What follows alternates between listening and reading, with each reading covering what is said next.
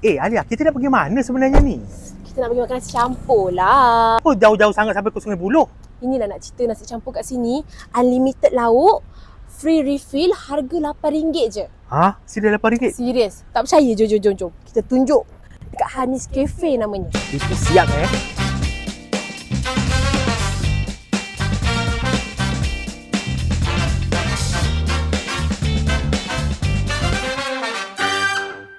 Hai Kak. Okey, hai. Kakak saya nak tanya lah, betul ke saya dengar semua lauk kat sini unlimited free refill dengan harga RM8? Betul sangat.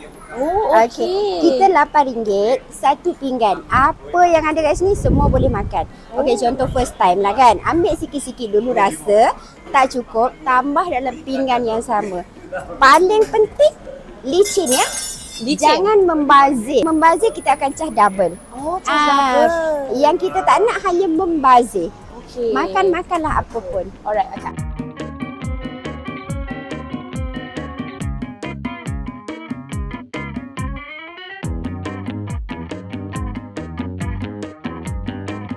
Kita ada 60 ke 70 jenis lauk.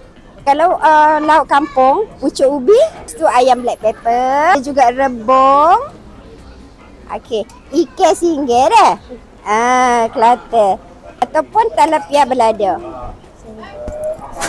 Ke saya nak ambil ayam, daging, ikan semua? Semua boleh ambil. Kalau ikan apa yang signature kat sini? Ikan keli, belada. Merah juga. Macam-macam ada.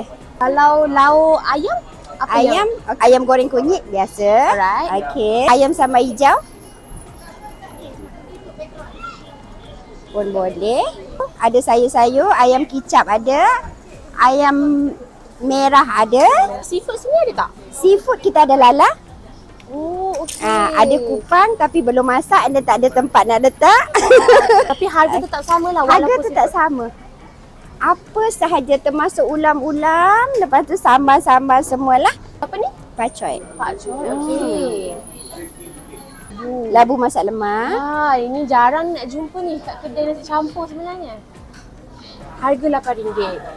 Di ekonomi yang sekarang ni kan, akak ni macam betul ke berniaga? Dia Ke sebab nak bersedekah macam mana? dia macam ni sebab akak pun asal daripada orang susah. Jadi kita memahami. Semua datang daripada area sini lah.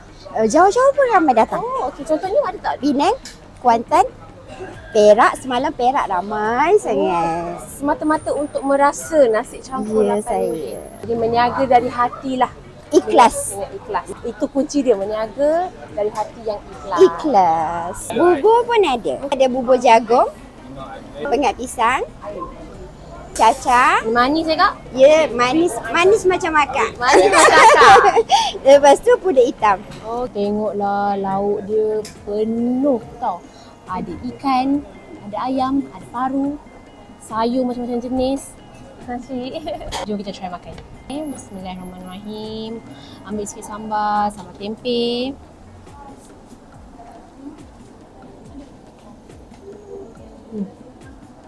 Harga RM8 dengan rasa yang bagi saya cukup rasa lah.